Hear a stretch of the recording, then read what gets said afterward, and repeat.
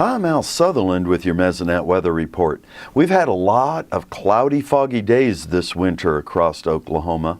A look at December's percent sunshine shows how we ranged from a low of 20% sunshine at Okmulgee to a high of 77% sunshine at Kenton. While that can be discouraging for folks around town, it's actually been encouraging for folks on Oklahoma's farms and ranches. A map of the change in 10-inch soil moisture over the last week shows why cloudy, foggy weather can be a benefit. We hold our soil moisture. Only 4 locations recorded a drop in soil moisture: Altus, Minco, Oklahoma City South, and Weber Falls. And the drops were very low, only 1/10 on a scale from 0 to 1. The current 10-inch soil moisture levels as of Wednesday showed how the eastern and central parts of the state have high levels of soil moisture. Wheat and canola country in the western parts of the state are on the dry side. Soil moisture patterns really track back to November.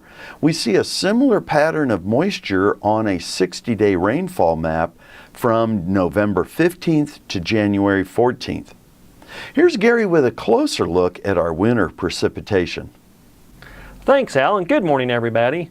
Well, we're about halfway through winter. Now, winter for climatologists and meteorologists runs from December 1st through February 28th. So January, middle of January, that's about halfway through winter. Let's take a look back at the precipitation and see how we've done so far, at least at the halfway point. Now, these are the Mesonet rainfall total maps for the December 1st through January 14th period. Not really a shock, but for the most part, much of the northwestern half of the state has been dry, obviously. Many Mesonet stations have recorded less than an inch, and parts of the Panhandle, however, have had some pretty good snows, and you melt that down and that's about an inch of liquid water or so. So pretty good in the Panhandle, at least, from Hooker out to Boise City. Now, as usual, southeastern Oklahoma leads the way with 4 to 7 inches of rain, and Broken Bow has the most in the state with 7.6 inches of precipitation. At the low point is Eric out in southwestern Oklahoma with only about 1/3 of an inch.